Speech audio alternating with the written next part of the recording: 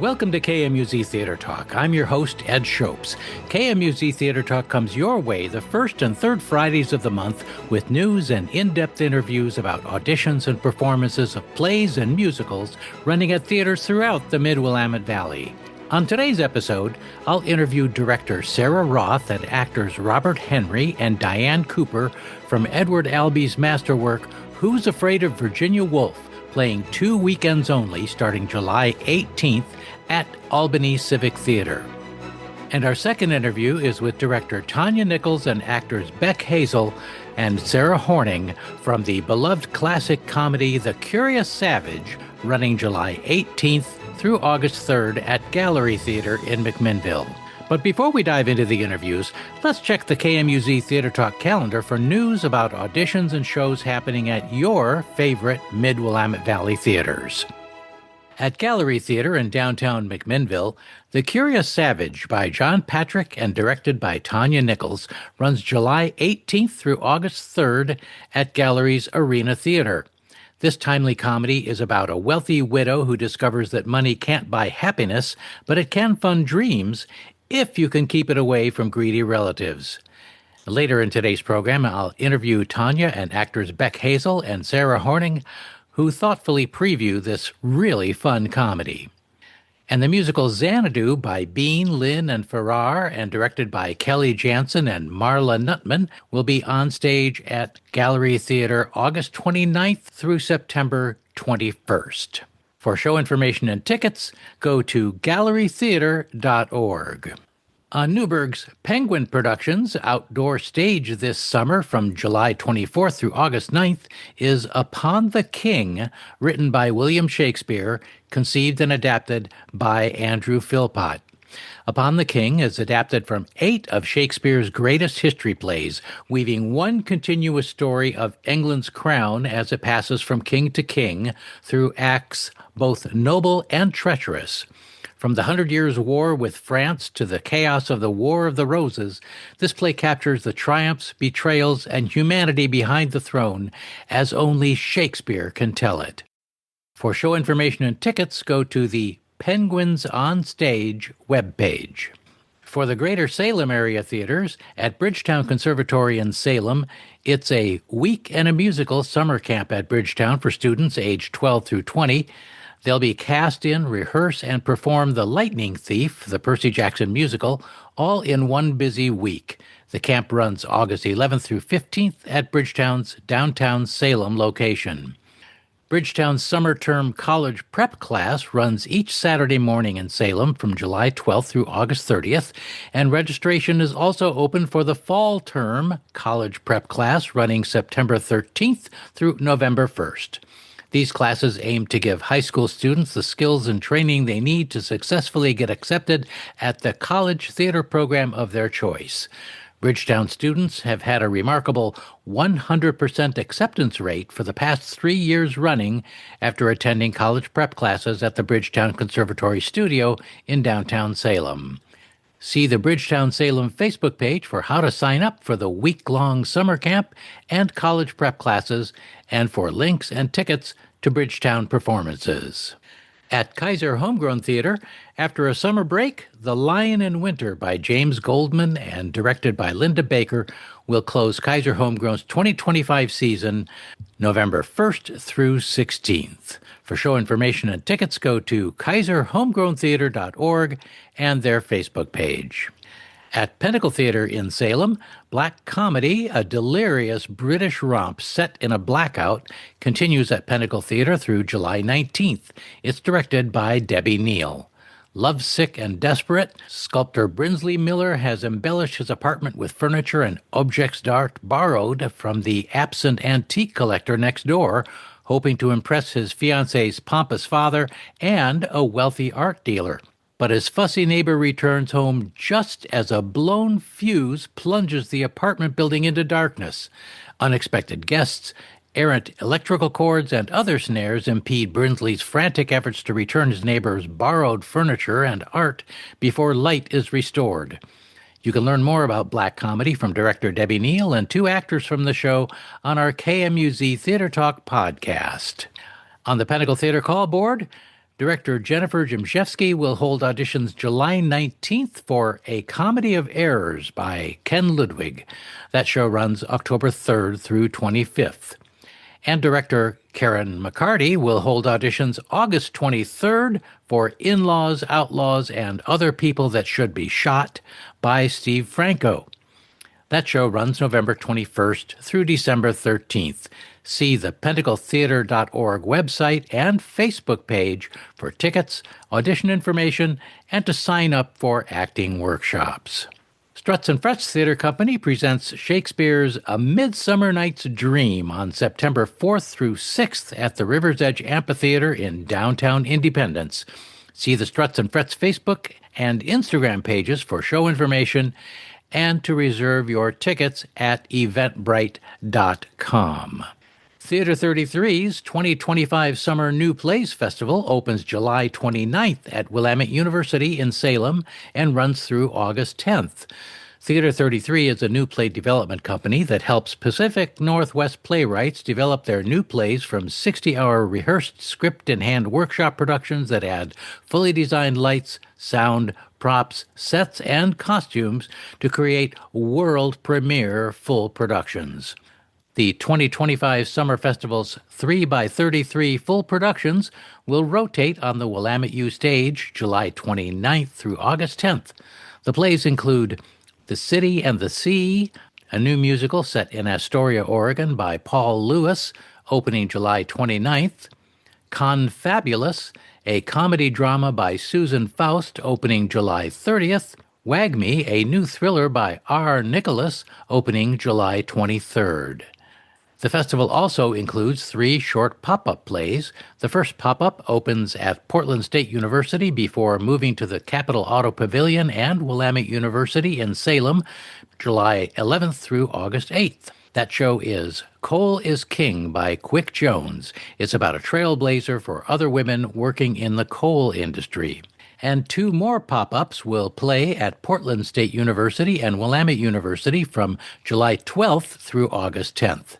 They include I Want You, a dramatic comedy by Kathleen Cahill, and Proper, a stage punk comedy of manners by Angela Gierko. And as a festival bonus, from July 26th through 27th, Northwest Theater Workshop and Theater 33 will present Detours, a fun and surprise-filled walking theatrical tour of Willamette University, the oldest campus in the West. Catch my interview with Theater 33's Tom Nabhan and Susan Coramel on the KMUZ Theater Talk podcast for all of the 2025 Summer Festival details. Go to theater33.org and their Facebook page for more info and to reserve your tickets. For the Stayton and Silverton area theaters, at Brush Creek Playhouse in Silverton, The Bad Seed by Maxwell Anderson runs August 15th through 31st. On the surface, little Rhoda Penmark is sweet, charming, full of old-fashioned graces, loved by her parents, admired by her elders. But Rhoda's mother has an uneasy feeling about her when one of Rhoda's schoolmates mysteriously drowns at a picnic. The Bad Seed is directed by Russell Oliveira. And The Enchanted Bookshop, a children's production featuring a cast of students aged 6 through 15, plays at Brush Creek September 11th through 21st. It's written by Todd Walliger and directed by Jennifer A. Bell. The story is about a plain-looking shop where characters from books magically come alive at night. Miscast, Moonbeams and Shooting Stars, the Brush Creek Playhouse's 50th anniversary gala, is coming up on July 26th. And on the Brush Creek Playhouse call board, auditions for gala performers happen July 17th through 20th. Go to brushcreekplayhouse.com and Facebook for audition, show, and ticket information. At Spotlight Community Theater in downtown Stayton, Spotlight has received a City of Stayton Improvement Grant to rebuild their stage and green room. The work that's underway will be completed by mid-July by volunteers, and you can see updates about this project on Spotlight's Facebook page. Enrollment is now open for Spotlight's Summer Drama Day Camp running August 4th through 8th for young performers aged 7 through 12, and teen helpers aged 13 through 19. This summer, Spotlight brings Shakespeare to life with a kid-friendly adaptation of Hamlet that allows campers to explore storytelling, character expression, and theatrical creativity in a supportive environment. Space is limited, and Spotlight offers full and partial scholarships for qualifying low-income families. You can enroll now as a summer camp student or a teen helper and apply for student scholarships through the Spotlight Facebook page. For the Albany and Corvallis area theaters, at Albany Civic Theater, Edward Albee's Who's Afraid of Virginia Woolf takes to the Albany Civic Stage for 2 weekends only, July 18th through 26th. Get your tickets now for this short run of Albee's masterwork, Evening of Fun and Games with George and Martha. And stay with us for my interview with director Sarah Roth and the 2 leading actors from Albee's Perfect Drama. ACT's summer camp students will perform Shrek the Musical Junior August 15th through 23rd at the theater, and that's followed by the first show of ACT's 25-26 season. That's Noel Coward's classic comedy Blithe Spirit, and it's directed by Shauna Keefuke and runs September 19th through October 4th. For show information, tickets, and audition details, go to albanycivic.org and Facebook. At the Mid-Valley Musical Theater in Albany, Walt Disney's Tarzan the Musical, with music by Phil Collins, runs August 7th through 16th at the Albany Performing Arts Center. For show information, tickets, and audition details, go to mvmtheater.org and Facebook. At the Majestic Theater in Corvallis, As You Like It, Shakespeare's wonderful tale set in the Forest of Arden, will be on stage in the outdoor amphitheater at Bruce Starker Arts Park in Corvallis, July 12th and 13th. This family-friendly production features a fun cast of sassy clowns, melancholy lords, lovers in disguise, Twitter-pated shepherds, banished dukes, and even a wrestler. Children 12 and under get in free, and children's activities start at 5 p.m. and continue throughout the show, along with food and wine vendors on site. The pre-show concert and live music throughout the show from local folk Americana band The Flat Stanley Incident starts at 6 p.m., and As You Like It runs from 6:30 to 8 p.m. And this fall, The Great Gatsby by F. Scott Fitzgerald and adapted by Simon Levy runs September 26th through August 5th at the Majestic Theater. Director Laura Blackwell brings the breathtaking glamour and decadent excess of the jazz age to the stage in F. Scott Fitzgerald's classic story. For show information and tickets, go to majestic.org. At the Mid-Valley Colleges and Universities, Chemeketa Community College's Theater Under the Stars presents Disney's Mary Poppins July 29th through August 7th at the Jerry Frank Amphitheater in Salem's Riverfront Park. The show is directed by Stephen Munshaw and choreographed by Christopher Dean. We'll have an interview with choreographer Christopher Dean and actors Megan Smith and Benji Burgess on our July 18th KMUZ Theater Talk program and podcast. And that's a wrap for today's KMUZ Theater Talk calendar for plays and auditions at your favorite theaters. If your Mid-Willamette Valley Theater has a play or audition coming up that's not on our calendar, please send it our way at kmuztheatertalk@gmail.com. Coming up after the break, I talk with director Sarah Roth and actors Robert Henry and Diane Cooper from Edward Albee's Who's Afraid of Virginia Woolf, opening July 18th at Albany Civic Theater. That's coming your way right after this. KMUZ Theater Talk and KMUZ FM rely on the support of our listeners and sponsors throughout our community. Because you enjoy listening to KMUZ Theater Talk on your commercial-free, all-volunteer community radio station, I'm asking you for your help to keep KMUZ FM on the air and KMUZ Theater Talk coming your way.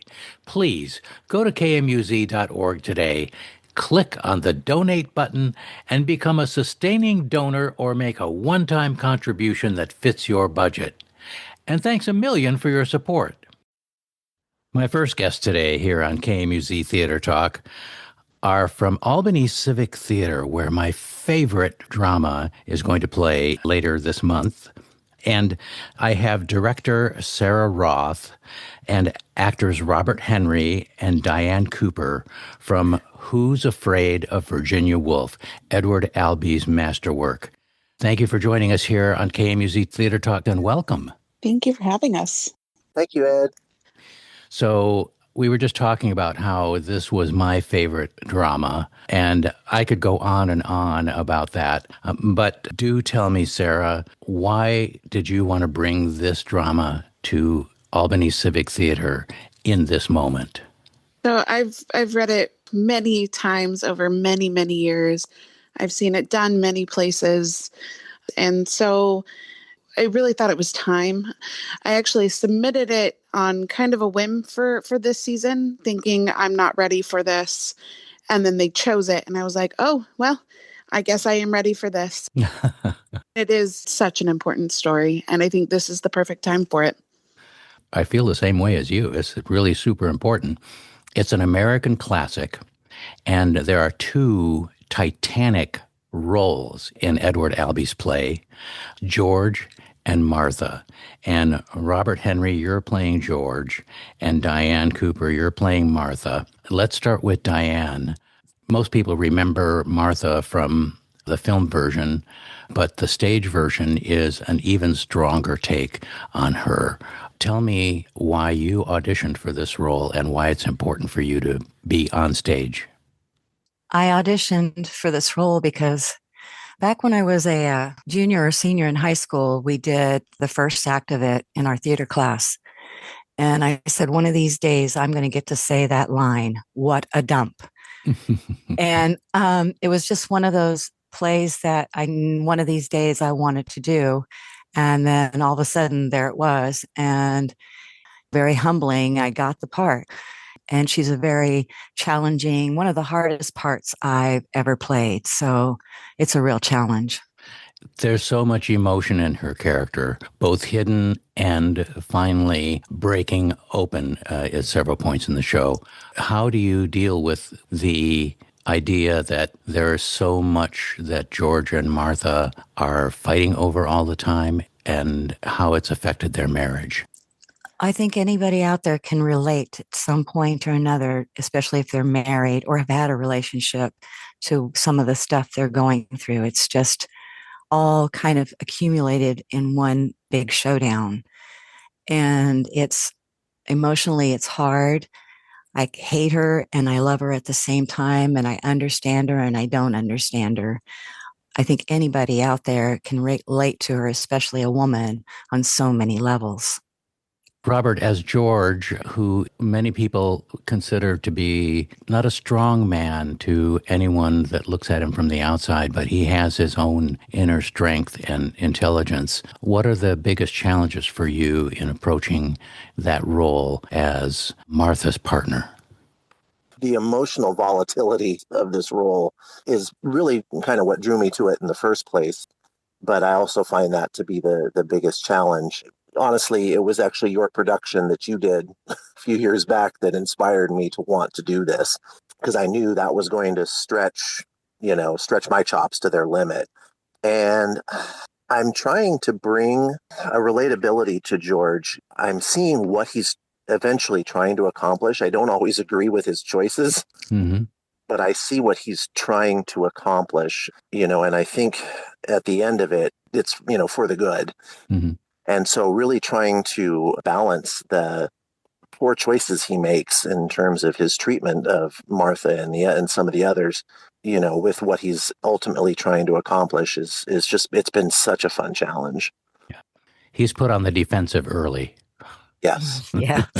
And so he's just trying, part of George is he's just trying to survive the evening if he possibly can, because he knows what's ahead. But then he finds out, oh, it's more complicated than I thought, because Martha has invited a couple they don't know into their home after a faculty party. And this whole play takes place in the living room until dawn. Boy, that's a big challenge. I think many people can relate to the all-nighter Yeah. Yes. that one party Yeah. that you remember when you were young. But this is not a young couple. This is a couple with a history, right? Yeah. Yes. So, Sarah, this play is a long one. It has 3 acts, and the acts each have a different name. Let's talk about that. Tell me more.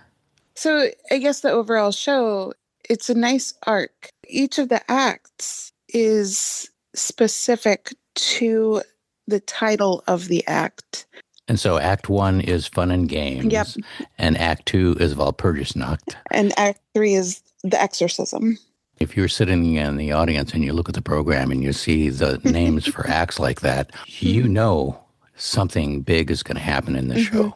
Something important is going to happen. And I think that's part of what keeps people at the edge of their seat for the whole show. Yeah, and the fact that the words that are used by Martha, by George, and eventually by Nick, not necessarily by Honey, but the words that are used are very strategic. And the things that are created in each act are extremely important to the finale of the show. And that very last chunk of lines is so telling to what the whole show is. From the very beginning to the very end, there are things that happen in control of the two, but out of control of each other, because they believe that they're playing the same games. They believe that they're on the same page. And eventually they are not.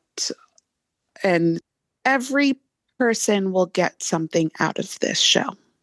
Part of the challenge for Martha and George is the battle that they have between what's real and what isn't real, and how important some of the things that they dream about and some of the opportunities that they've missed as a couple are in their everyday life. And when the line between reality and illusion is crossed, that changes everything, It does. right? Yes.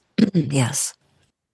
There are 2 other characters in this play, Sarah. Nick and Honey. They're the young, newly arrived, handsome, former pugilist college professor, and, as George calls her, his mousy little wife, who has an alcohol problem and whose favorite party activity is making her way hastily to the bathroom. But Nick and Honey are far more important than just passing characters. They are essential to the night-long battle that Martha and George have. They're strategic players.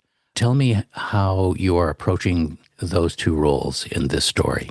We've actually had long conversations, the group of us, about how important those 2 are, because they are very much what George and Martha would have been before.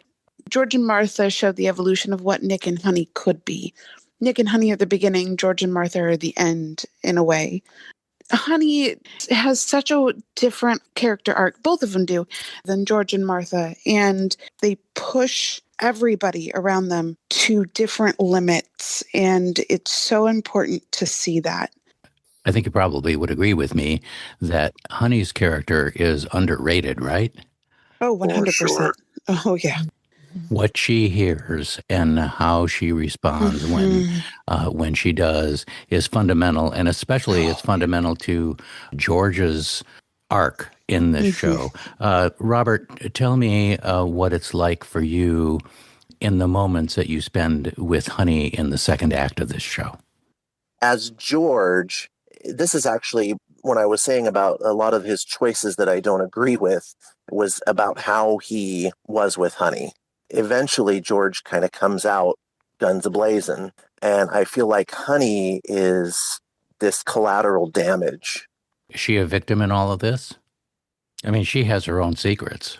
She has her own secrets, and looking at this from George's perspective, I think he realizes at some point that he didn't care who got hurt when everything kind of came to a head there. And I feel like Honey took a lot more damage than she deserved. And I think that George feels that too. Not that she doesn't have her own baggage, but I also feel that she took a lot more damage than what was intended, because I think more of that was intended to be directed to the other two. Wouldn't you agree that in some ways Honey supports George? She supports the truth that he is trying to speak Yes. in Act 3 in the exorcism, because that is like ridding a relationship of all of its pain and agony. I feel that George at times looks at Honey as sort of an ally, Mm-hmm. which again I think informs how he feels about the utter destruction he's caused and who all got affected by it. Diane, as Martha, she tries to manipulate the two men in this show. Yes. And how hard is that? And how easy is it? Is Martha really working that hard? Does she have to do so much to hurt George? They have a history.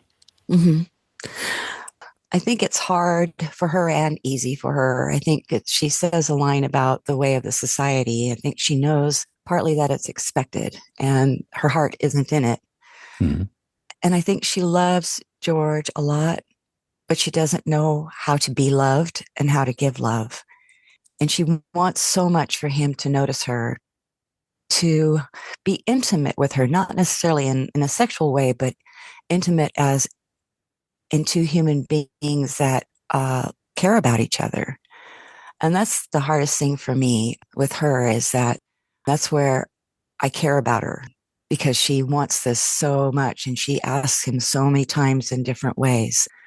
And it's really kind of painful that he has to push her so far, or her, him. It doesn't matter either way. They're just not very nice to each other in that aspect, because neither one of them, I think, knows how to love. Don't you find it interesting, though, that both Martha and George talk about in different ways, Martha in her disappointment and George in his perceived failings? Their fathers are important. Mm-hmm. Yeah. They're always talking about daddy or their fathers, but Right. not about the mothers in their relationships. Yeah. Well, Martha says her mother died when she was young, and George supposedly shot his, real or imagined, his mother when she was very young. So I don't think they really had a mother's influence in their life at all. And I believe they seriously have both some daddy issues, at least for sure, Martha. And For sure. I always don't think she likes her dad very much, but she would like to see more than anything George stand up to him. And part of her would be willing to give up everything just for him to do that and then them to walk away. There were so many societal expectations in the times when this play was written. Yes. The social norms of the 1950s called for nuclear family, 2.3 kids, and it ended up being an illusion for George and Martha. Yes. And ended up being part of the way that Nick and Honey came together. So, it's really masterful how Albee brought all of these issues into this play. Edward Albee's Who's Afraid of Virginia Woolf plays at Albany Civic Theater from July 18th through July 26th, and you can get tickets at albanycivic.org. This is an important play, folks, and it only plays for 2 weekends. It's a short run, so you should get your tickets now so you don't miss this show. And I've been talking with director Sarah Roth and actors Robert Henry and Diane Cooper, who play George and Martha in this masterpiece of theater by Edward Albee. Guys, I want to thank you so much for joining me here on KMUZ Theater Talk. Thank you so much. Thank you. Thank you, Ed. Coming up next, director Tanya Nichols and actors Beck Hazel and Sasha Horning join me to talk about The Curious Savage, coming to the Gallery Theater stage July 18th through August 3rd. We'll be right back, right after this short break.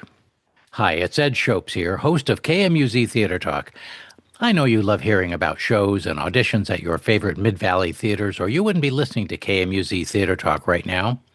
That's why I'm asking you to go to kmuz.org today and hit the donate button to support KMUZ Theater Talk and your all-volunteer, commercial-free, nonprofit community radio station. You can make a one-time donation or become a monthly sustaining donor, whatever fits your budget, at kmuz.org. And thanks a million for supporting KMUZ FM and KMUZ Theater Talk.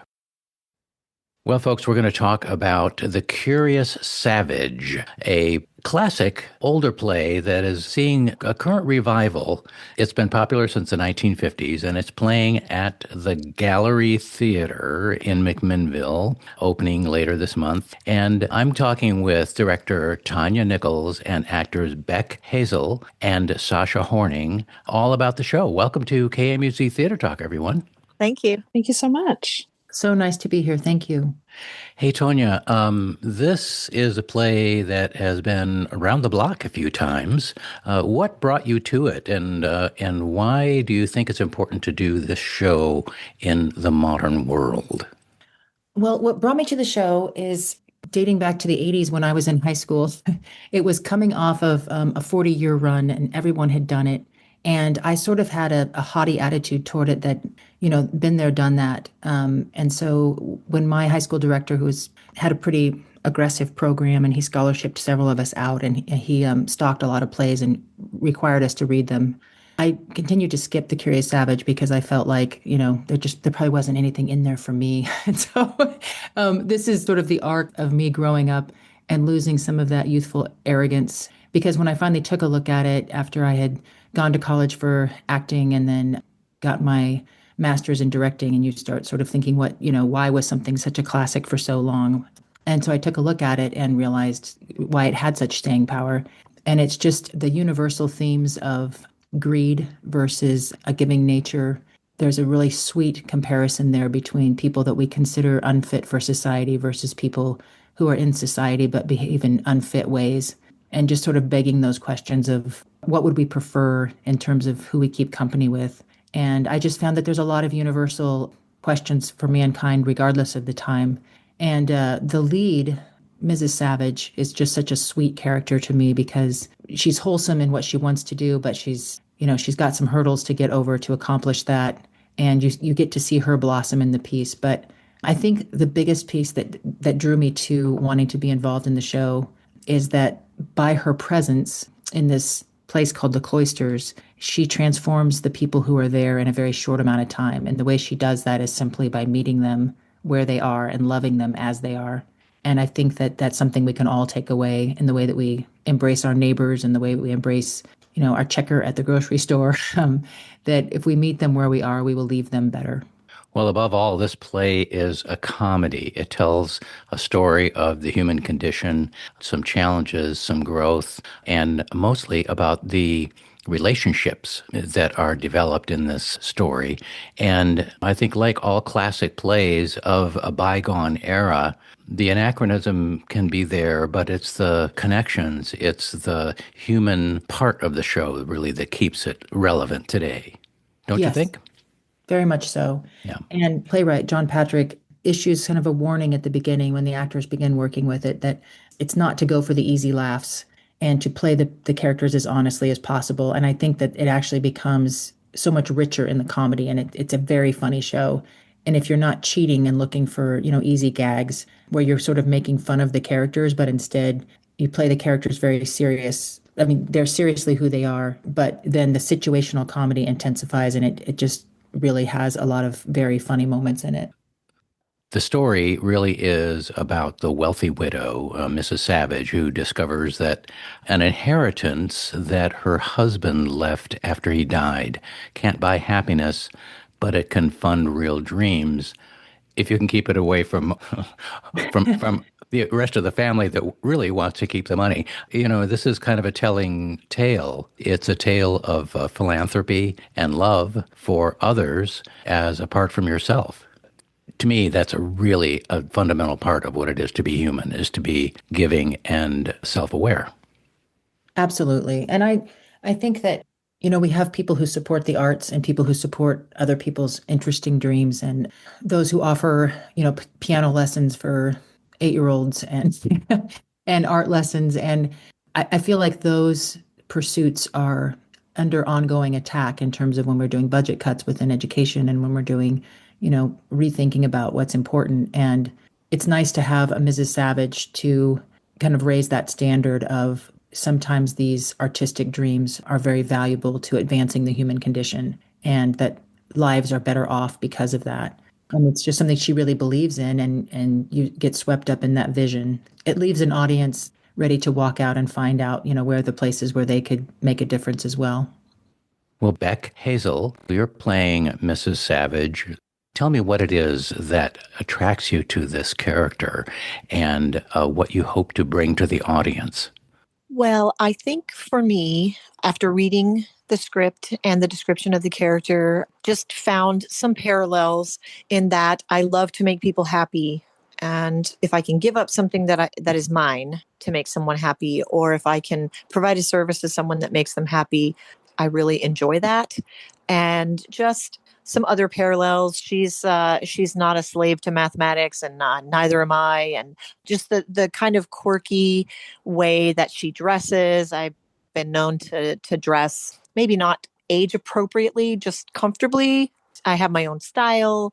Just seemed like a great character in that she really wants to just do her thing and doesn't really understand why family members don't see that all that she's doing is just great fun and it's wonderful and they should get on board. It was just appealing to me in that sense. It's also been very cathartic as I work through relationships in my own family and some things that have happened in the past few years, and just coming to terms with family and with all of the people that come and go in our lives. I just want to bring honesty and truth to the role, in that we should all be able to be ourselves, regardless of what other people think, regardless of how other people think we should act and think we should dress and think that we should behave. Well, Mrs. Savage has been placed in a mental institution by her stepchildren because they want to get their hands on the $10 million that their father gave to their stepmother. What drives Mrs. Savage? How does Miss Savage respond to this challenge of being taken away from her normal life and placed in an institution with the people that live there? She works very hard while she's inside to create kind of chaos in her stepchildren's lives, so that maybe they will start to understand that it doesn't always have to be their way and they don't always get what they want, and that this money can be used in so many ways to make people happy and not just for their own frivolous expectations. Do you think they're spoiled by money? I mean, they've obviously grown up with money because their father left $10 million to his wife, but the kids must be pretty much spoiled by the amount of money and privilege that they've had in their lives. Yes, they've used the funds that they've received up to this point to basically make themselves very comfortable, to buy the job that they want or to acquire the person that they want to be with. So they don't really have any problem whatsoever putting someone away, locking someone who is perfectly sane up in an institution, to prevent them from spending the money in a way or using the funds in a way that doesn't appeal to them. It doesn't make them happy. It's not about them. And so they obviously want that stopped. So they do everything that they can to make sure that she's locked up and secured and they know where she is while they search for the funds. And what does Mrs. Savage want to do with this $10 million? She just wants to make people happy. She wants to provide small things, large things. If someone has a foolish dream, is what she likes to call it, she wants to establish a fund that honors her husband by giving the money away to people who need it for foolish things that they maybe don't need but want. Like maybe all their needs are being met, but they have a little foolish dream that they want to take care of, that they would love to have, that would make them happy. And so she wants to be the one to step up and say, here, let me give that to you. Let me provide that to you. So something like acting, which Mrs. Savage has taken up late in life. Yes. She decided to become an actress because she thought she could be an actress as a young girl before she got married. And then once she became Mrs. Jonathan Savage, she understood that her position had changed and it was no longer about what she wanted. Her purpose in life became to make him happy and to anticipate his needs and to take care of him, which was her job as his wife. And so all of the things that she loved when she was a girl and all of the things that maybe she wanted to try doing when she was a girl, she could no longer do because she had other responsibilities. Well, Sasha Horning, speaking of the spoiled stepchildren, your role is Lily Bell Savage, and I love the description here, a spoiled and awful woman who an audience loves to hate. Tell me about, tell me more. Tell me everything about Lily Bell that makes it so much fun to play that role. Yeah, Lily Bell is just such an enjoyable character in all of the worst ways.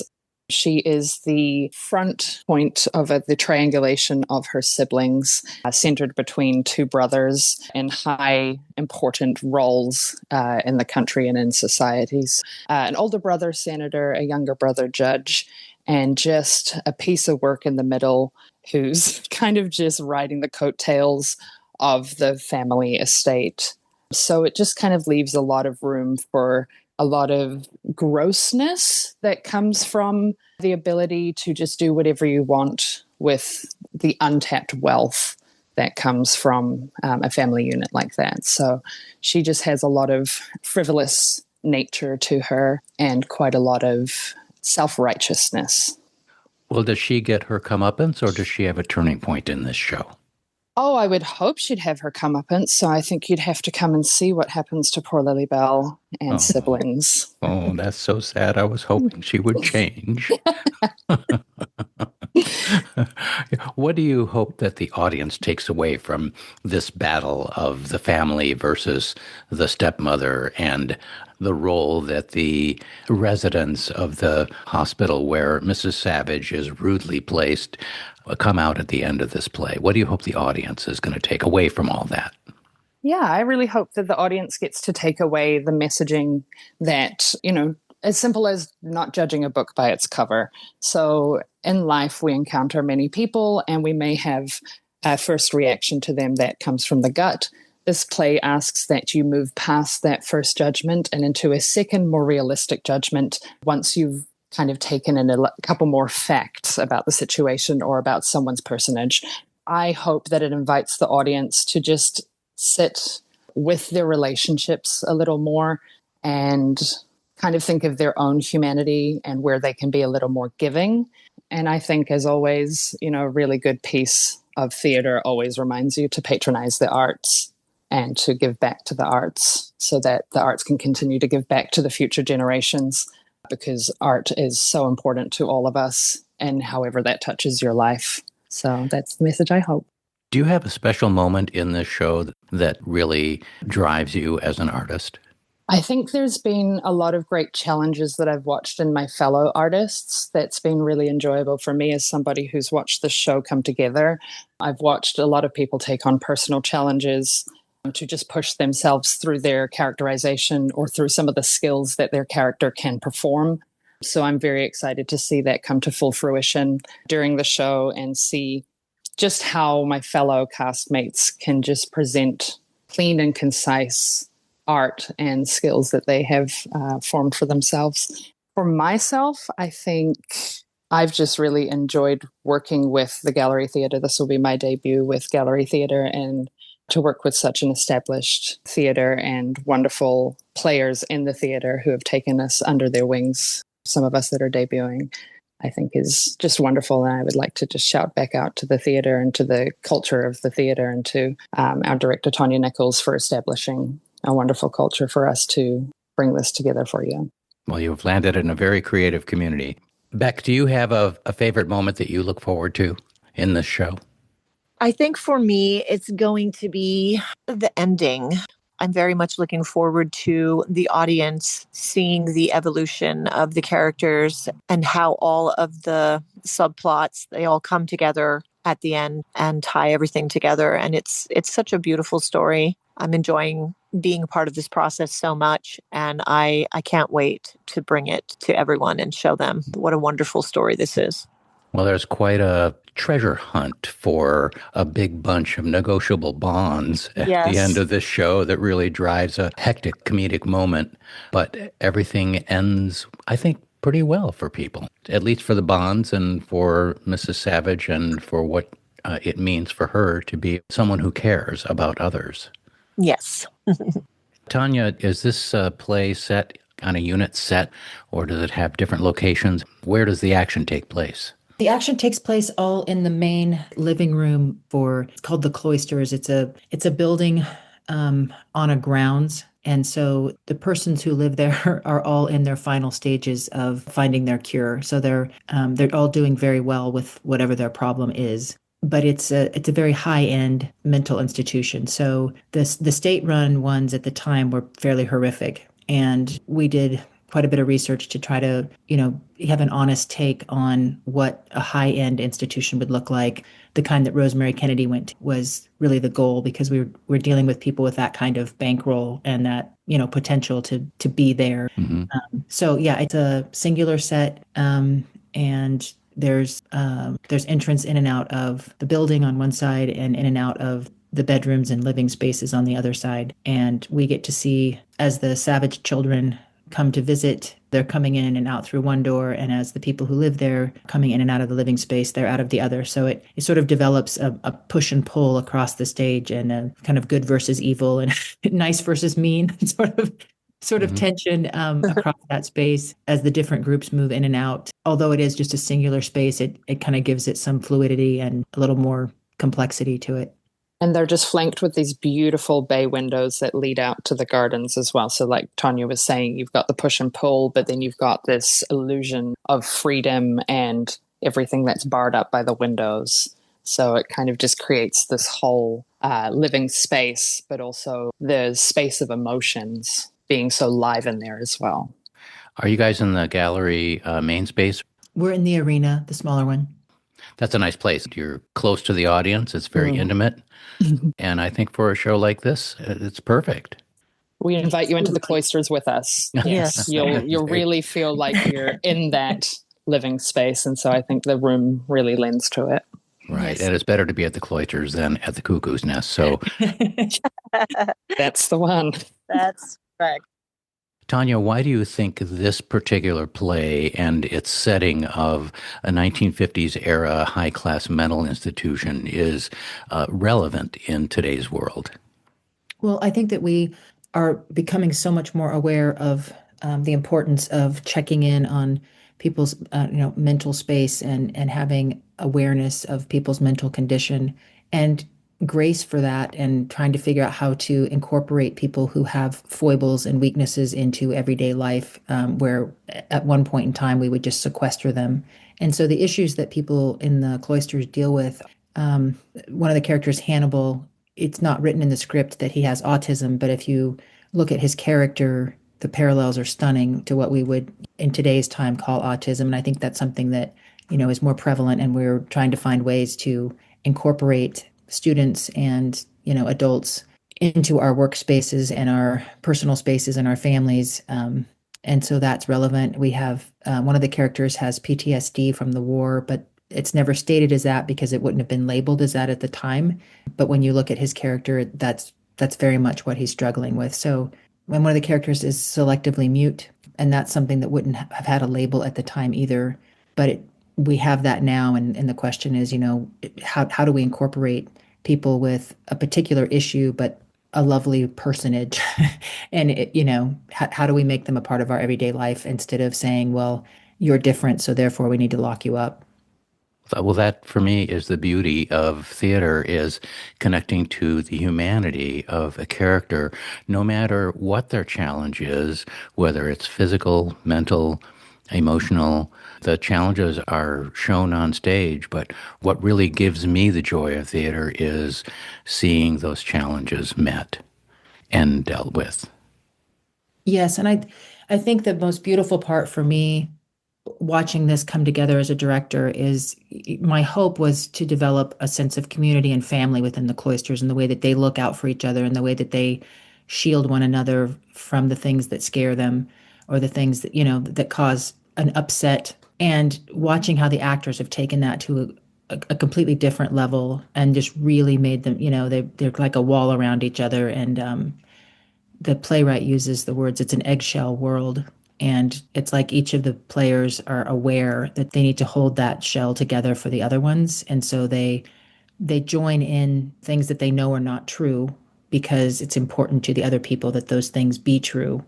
And so it's an act of love to go along with something that you wholly know is not truth. But the deeper goal is that it's the most loving thing to do. Well, The Curious Savage by John Patrick and directed by Tanya Nichols runs July 18th through August 3rd at the Gallery Theater. And this comedy about a wealthy widow who discovers that money can't buy happiness, but it can buy dreams, was written 75 years ago, but is still relevant today. And I really want to thank director Tanya Nichols from the Gallery Theater and actors Beck Hazel and Sasha Horning for joining me here on KMUZ Theater Talk to talk about The Curious Savage. Thanks so much, guys. Thank you so much for having us. Thank you. Thank you. And remember to call your mom. Will do.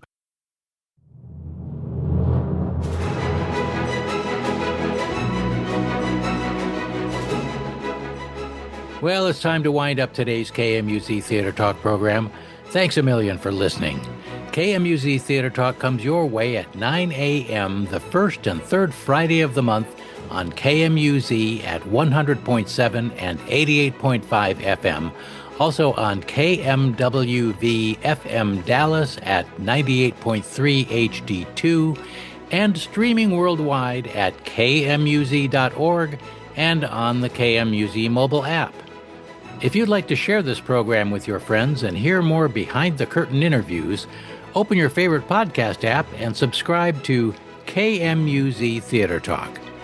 I'll be back on July 18th with a brand new KMUZ Theater Talk program. Meanwhile, see the KMUZ Theater Talk Facebook page for news and updates about live theater in the Mid-Willamette Valley.